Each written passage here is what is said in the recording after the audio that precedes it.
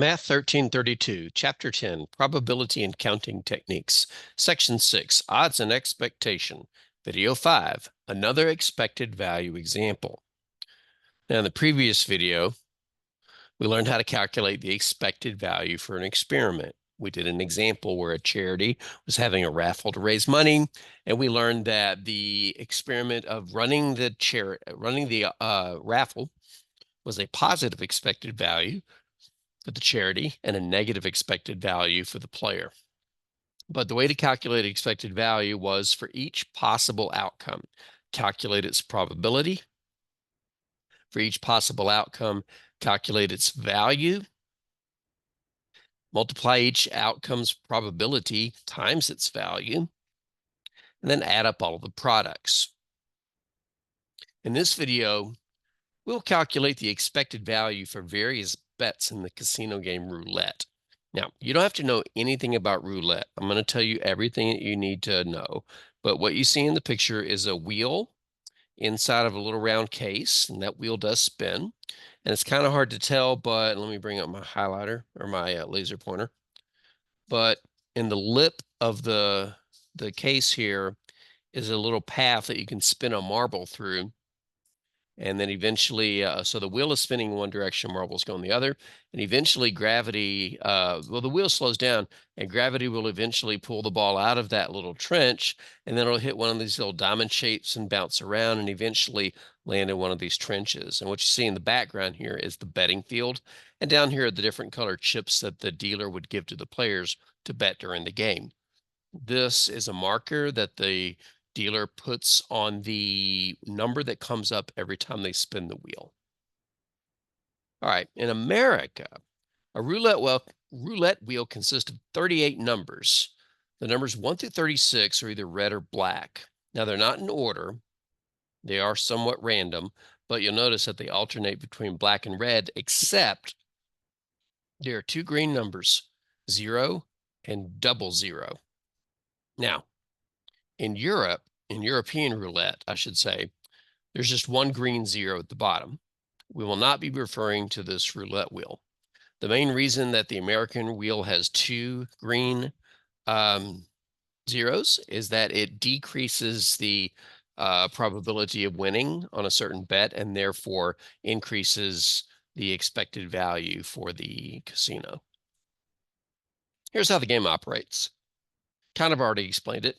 The players place bets on a board that looks like this. I'm not going to explain what all this is. I'll talk a little bit about some of it. There are many ways to place bets. You can bet on as few as one number by simply putting a chip on any of the numbers from 1 through 36 or even 0 or 00. But you can also bet different ways up to as many as 18 numbers at one time. For example, down here where it says even, hold on. If you put a bet here, you're betting that the number will come up even. For the purposes of this game, that does not include 0 or 00. So 2, 4, 6, 8, etc. Or odd.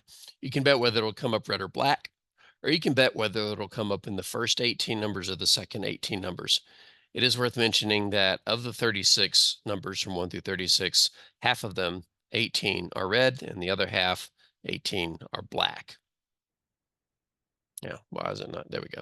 Now, once you place a bet, the dealer spins the wheel in one direction and spins a marble along the track in the opposite direction.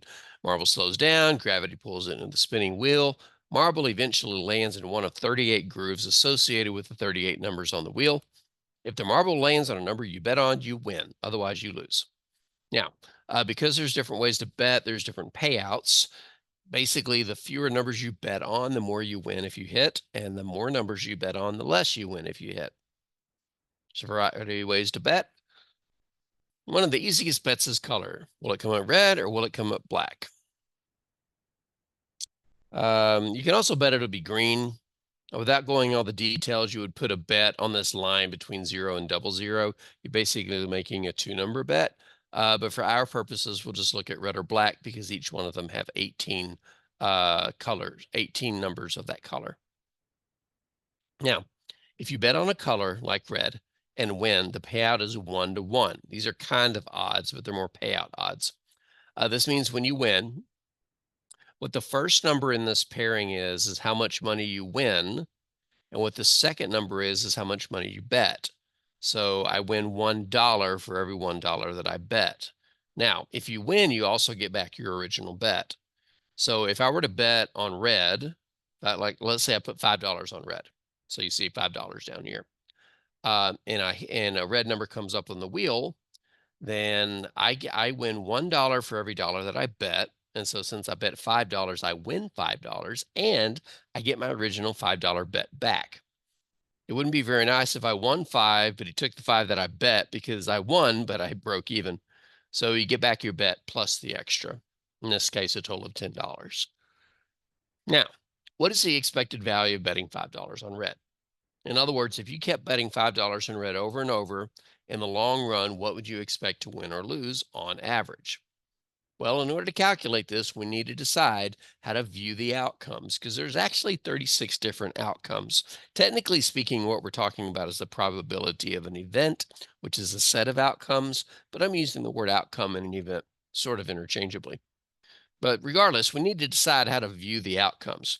Now, since we're betting on red, there's really only two things that'll happen. Either it comes up red or it doesn't come up red. So we're going to categorize our outcomes with those two categories. Either it's red or it's not. Now, for each outcome, red or not red, we calculate its probability and its value. Remember how you calculate expected value. For every outcome, probability times value. So you do all those products, and then you add up all those products together to get the expected value. So let's start with the probability of getting red. Well, it's 18 out of 38. Remember what I said earlier. Way back here, let me find it. No, a little bit further back. Here it is. Roulette wheel consists of 38 numbers. The numbers 1 through 36 are either red or black. Half are red, half are black. Half of 36 is 18. Don't believe me? Pick either wheel, count the red numbers. There's 18 of them. There's 36 numbers total. And that's why the probability of getting red is 18 out of 36. I do understand that as a fraction, this reduces, but since this is going into a calculator, reducing is a moot point because it's going to become a decimal anyway. Now, what's the value of red? In other words, you bet $5 on red and it comes up red. What is the value of that? Well, we need to think about how much we spent and how much we won. You bet $5, okay, but you win $10. Remember, for betting on a color, red or black, the payoff is 1 to 1, meaning for every dollar you bet, you win another dollar. So if you bet $5, you win $5 and you get your bet back. So you won $10 total. But the value is what you won minus how much you paid to get it.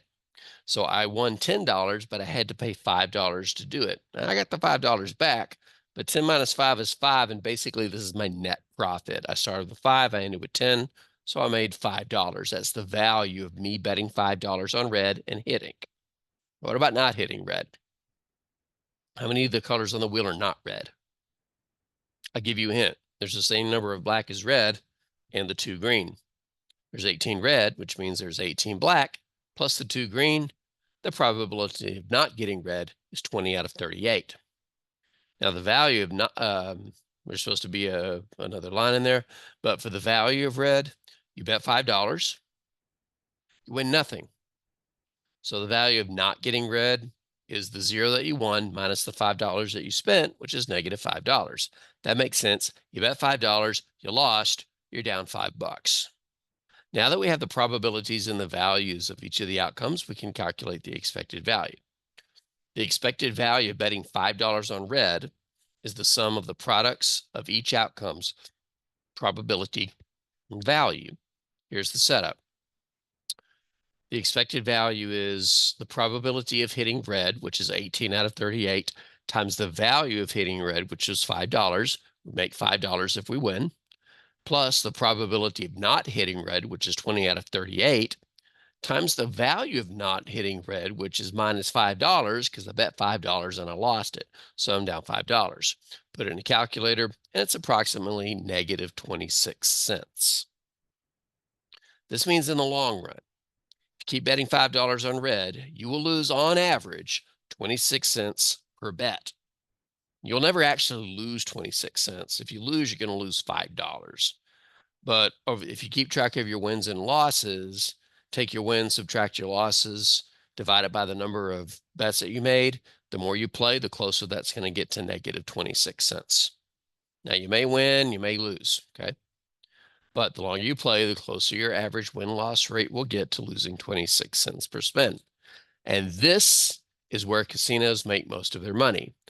On every game they offer, every bet in a casino is a negative expected value for the player, meaning over the course of time, the casino will make money because over the course of time, the player will lose money. Now they know, or rather mathematicians that set the payouts know, and then tell the casinos that they may have to pay out the winners on occasion, but the money they make from the losers covers those payouts to the winners, and it makes money for the casino. For example, if over the course of 24 hours, all the players that come in and play on this table over a 24-hour period, let's say that 1,000 times during 24 hours, a $5 bet was made on red, not all by one person. And by the way, multiple people can play roulette simultaneously. You can have 5, 6 people putting chips everywhere, and all of them could put $5 on red or a different amount or bet black or bet something else. But if players over a 24-hour period made a total of $1,005 bets on red, then the casino expects to profit 1,000 times 26 cents, because that's what you lose on average, which is $260. Now, this is just one bet on one table on an entire casino. So imagine multiplying this by all the different bets on roulette, and there's a lot of different ones, times the number of roulette tables, and then all the other games, and you can see how a casino can really rake in money as long as they keep you there and you keep betting. Now, this is what's known as the house advantage on casino games. And every game in the casino has a house advantage. The only exception that I know of is if you play blackjack, count cards, and use perfect strategy. Then there's a way to adjust your bets at the right time to mitigate the house advantage. The only problem with that is, number one, you have to have a lot of money, because number two, you have to play a long time. And number three, you have to not get caught, because even though counting cards is not technically illegal, I know a lot of people say it is, it's not. Casinos frown on it. And like any other business, a casino can not choose not to serve anybody they want for any reason at all. So people that play blackjack by counting cards, they're usually easy to catch because of the patterns that they do. And they were watching them and everything. And at any point, they can come up and say, "I'm sorry, your play is too good for us. Here's 2 tickets to lunch. Don't ever make another bet here again." Now, there's only 2 ways to avoid losing money in a casino. Games in a casino. Number one is to not play. You win by not losing, or you stop while you're ahead. That's real hard for people because they're like, "Ooh, I won. I want to win more," or "I'm losing. I got to win it back." It's a trap. True story. My wife and I went to a casino in Shreveport about a year ago. We each had about $100 to play slot machines. We both played different machines and got really lucky early on. About 10 minutes in, we were both up about $100. So I had 100, now I have 200. She has 100, now she has 200. We left. We left because both of us knew that if we stay, we're going to end up losing it all. So even though we were only there for 10 minutes, we left. We went and did something else. All right, let's illustrate one more example from roulette. This one will go a little bit more quickly. Let's consider betting on a single number like black 17, which I have highlighted in yellow. The payout for betting on a single number and winning is 35 to 1, meaning you can win $35 for each $1 that you bet. Now remember, you get back your bet when you win, so you're really betting $1 to win $36, the one that you started with plus the 35 that you would win on top of that. What is the expected value of betting $5 on black 17? This is something my brother-in-law did once when I was going to Vegas. Gave me $5 and said, "Put it on black 17. He didn't win, but statistically speaking, we both realized it wasn't likely he would win because we need to know the probability. So the probability of hitting a black 17 is 1 out of 38. because there's only one black 17 out of the 38 numbers. Now, since hitting one number pays 35 to 1, hitting a black 17 would pay $5, which is your bet amount, times 35, which is 165, plus the $5 you bet, for a total payout of 170. Now, if you didn't follow that, here's all you need to know. If I bet $5 on that number and I win, the dealer is going to push $170 my way. I bet 5, I win 170. However, you had to bet $5. So the value of hitting black 17 is 170 minus 5 equals 165. Just think about value as how much more or less do I have now than I started with. If I start with 5 and end with 170, I now have $165 more than I started with.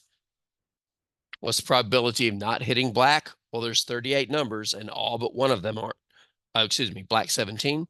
The probability of not hitting black 17 is 37 out of 38, because out of the 38 numbers, only one of them is black 17. The other 37 are not.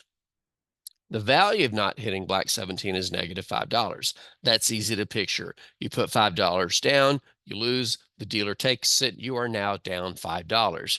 You could also think of it as wins minus losses. I won 0, I lost $5. 0 minus 5 is negative 5.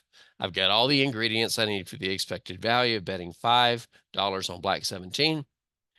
Its expected value is the probability of winning, 1 out of 38, times the value of winning. I will come out $165 ahead, plus the probability of losing, which is 37 out of 38, times the value of losing. I'll lose my $5, and it ends up being about negative 53 cents.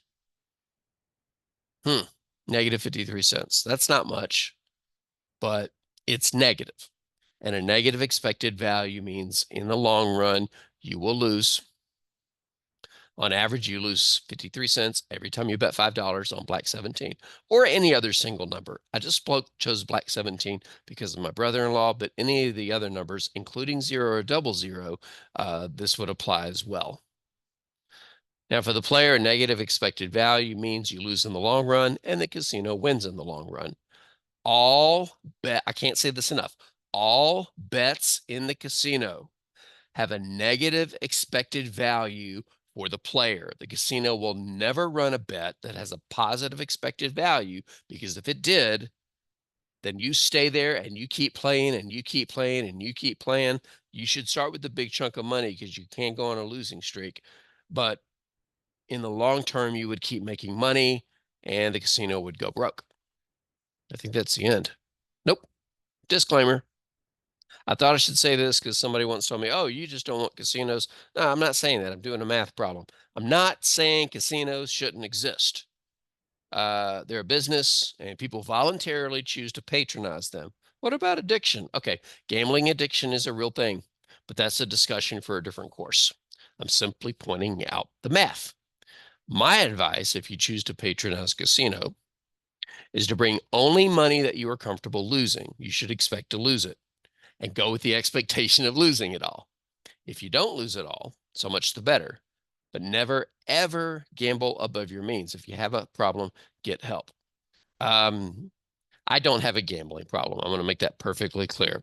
In fact, I don't even like going to casinos very much. I do play poker, but it's debatable if that's the same type of gambling. Poker is gambling like opening a business is gambling, like walking across the street is gambling. You're making a calculated move, and except for bad luck, you do okay. But I really don't like playing blackjack, slots, any other thing in a casino, because that is pure luck. Something's going to happen, something's not. Poker's a little bit different because you have more control over the outcome. Think of it this way. In poker, you can win with a losing hand by bluffing. You can lose with a winning hand by folding to somebody's bluff. So you can change a loss to a win or a win to a loss. You can't do that in blackjack. You win or you lose. You have no control over it. Can't do it on a slot machine. Can't do it anywhere else. But I do have friends that I've seen people that have issues gambling. The trap they fall into is, oh, well, I'm going to bet some money that I don't really can't afford to lose, but I expect to win. I know I lost it. I have to win it back. Let me bet more money that I can't afford to lose. I know I lost it. And they go down this dark hole in this path and they just get stuck. So again, my advice, if you ever choose to patronize a casino, is to take money that you would expect you'd be comfortable losing and expect to lose it. I liken it to say going to a movie or going to a concert, like buying a really expensive concert ticket, or like paying $400 to go see a playoff game in the NBA. Come on, Mavs. Next year's our year. Um, Obviously, if you're comfortable losing the $400 to go to a basketball game, you buy the ticket, you got the 400, you're done. But that's what I mean by bringing money that you're comfortable losing. I view it, the few times that I've actually go to a casino, I view it as I'm spending money for entertainment.